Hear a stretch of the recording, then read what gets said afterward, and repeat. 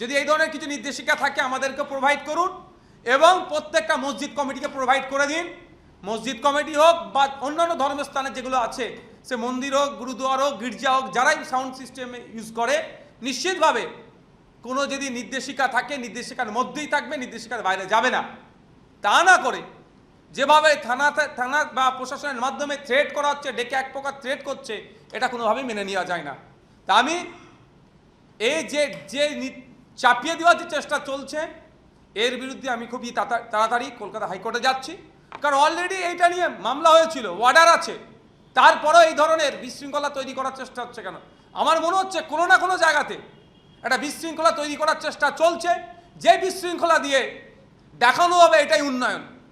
আজকে লক্ষ্মীর ভাণ্ডারের পরিবর্তে অন্নপূর্ণা ভাণ্ডার দেওয়ার কথা ছিল, প্রত্যেকটা মহিলাদের দেওয়ার কথা, সেখানে ধাক্কা দিয়েছে প্রথমে পশ্চিমবাংলার মহিলাদের সাথে।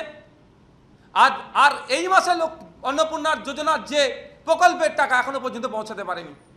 শুধু তাই নয়, দিল্লির মতো পেট্রোল ডিজেলের দাম হওয়ার কথা বলেছিল, 450 টাকায় গ্যাস পাওয়ার কথা বলেছিল, 200 ইউনিট বিদ্যুৎ ফ্রির কথা বলা হয়েছিল, যে কটা প্রমিস করেছিল ম্যাক্সিমামটা ফেল করছে। ফলে জনমানুষের যে ক্ষোভের সঞ্চয় হয়েছে, ক্ষোভের সৃষ্টি হয়েছে, আমার মনে হয় কোনো না কোনো সেই কখন তাসলিমাকে ডেকে নিয়ে সেই ক্ষোভটাকে প্রশমিত করার চেষ্টা করেছিল। সমগ্র মুসলিম সমাজের মানুষ তাসলিমাকে পাত্তাই দেয়নি, সেটা ওষুধটা হয়তো কাজ হয়নি।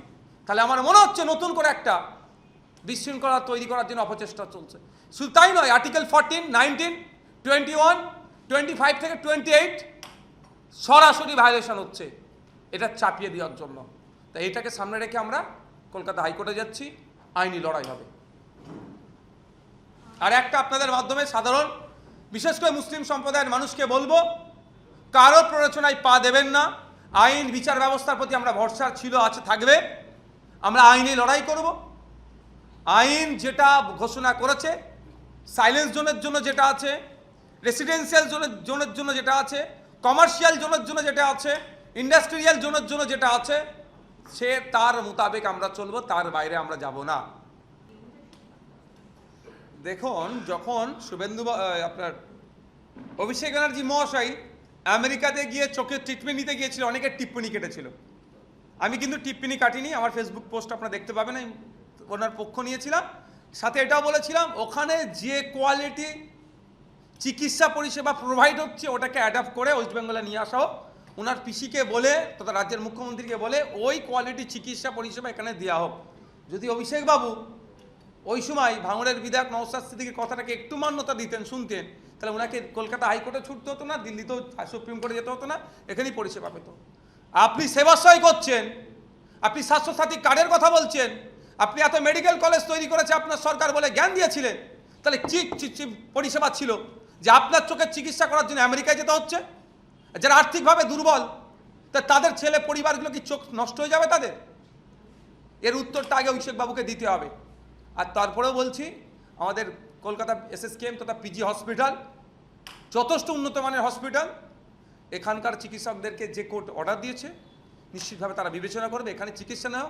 এখানকার চিকিৎসকরা যদি ফেলও করে, নিশ্চিতভাবে পরের স্টেপ তো হচ্ছে আইনসভা, এই আপনার কোর্ট আছে তো, সেখান থেকে সুযোগ দেবে। দিলীপ ঘোষ বলছেন যে আমাদের লক্ষ্য 3 লক্ষ লাখপতি দিদি তৈরি করা, আর এই ক্ষেত্রে যদি আপনাদের কাছ থেকে কেউ টাকা চায় তাহলে অভিযোগ করবেন, আমি জেলে ঢুকিয়ে দেবো। দেখুন, ব্যাপার যতটা ইজিভাবে দিলীপ ঘোষ মহাশয় বললেন, পঞ্চায়েত ও গ্রাম উন্নয়ন দপ্তরের মন্ত্রী, সত্যিকারের অর্থে যদি ওটা বাস্তবের সাথে মিল রাখে, ওয়েল অ্যান্ড গুড, মানে আমরা সেটাকে অ্যাপ্রিসিয়েট করছি। মানে এখন থেকে শুরু করছি, এদের একটা ফুলফিল হয়। কারণ আমরা দেখেছি পশ্চিমবাংলায় দুর্নীতিটাকে যেভাবে প্রাতিষ্ঠানিক রূপ দেওয়ার চেষ্টা করেছিল তৃণমূল কংগ্রেস, সেই রোগ থেকে এখন কিন্তু বেরিয়ে আসতে পারেনি অনেকে। আর তার দেখানো পথে বিজেপির অনেক কর্মকর্তা এখন চলছে। অলরেডি গতকালকেই তো একটা ভিডিও পাবলিশ হয়েছে, জামুরিয়াতে বালির লরি থেকে তোলাবাজি করছিল, যদিও তাকে গ্রেফতার করেছে। তো এই ধরনের অহরহ ঘটনা চলছে। লাখপতি দিদির বলুন বা আবাস যোজনা বলুন, কোনো ক্ষেত্রে যদি কেউ তোলাবাজি করে, নিশ্চিতভাবে তাকে তার জায়গা জেলে হোক, এটা আমরাও চাইব।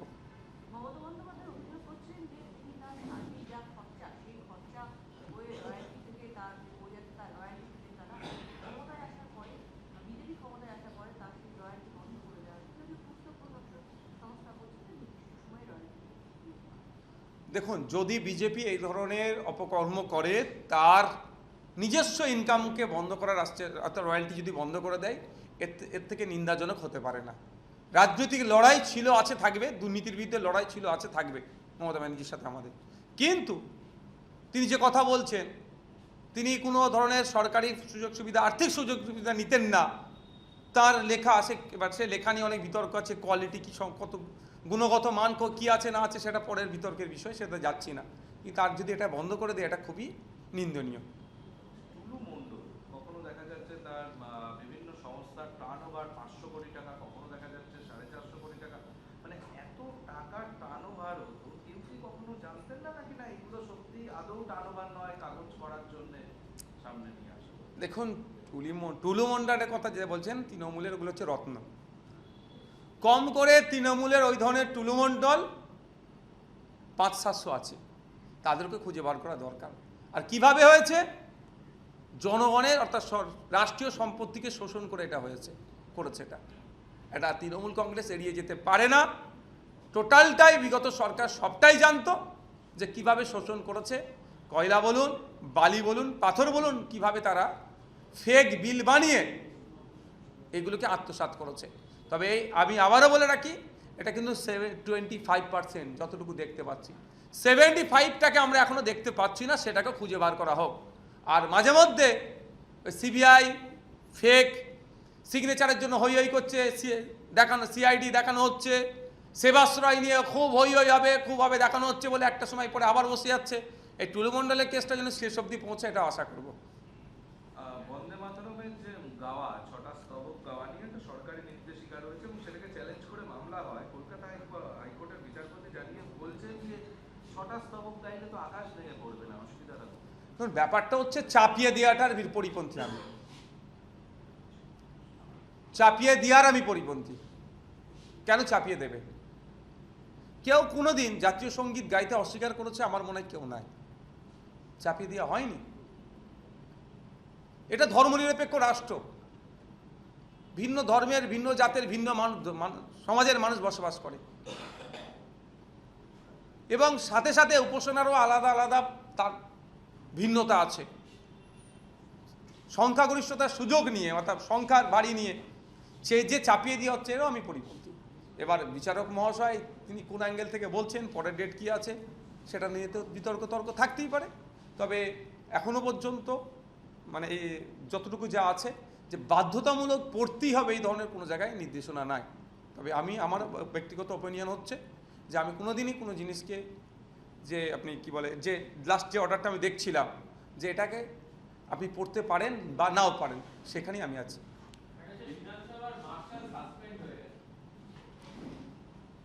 আমার মনে হয় পশ্চিমবঙ্গ বিধানসভার ইতিহাসটা অনেক প্রাচীন। পশ্চিমবঙ্গ বিধানসভা মনে হয় 1924 না 26-এ তৈরি হয়েছে। এই ইতিহাসে এই প্রথম হলো কোনো মার্শাল সাসপেন্ড হলো। তো মার্শাল সাসপেন্ড হয়েছে, এটা সম্পূর্ণরূপে স্পিকার স্যার বা সংসদীয় রীতির মধ্যে পড়ছে। আমি তো ওই দপ্তরের মিনিস্টারও নয়, পরিষদীয় মন্ত্রীও নয়, বা না, স্পিকার স্যার আমার মনে হয় ওনাকে জিজ্ঞাসাবাদ বা ওনাকে কোশ্চেনটা করলে উনি যথাযথ উত্তর দিতে পারবেন। তবে এতটুকু আমি বলবো, এটা নজিরবিহীন।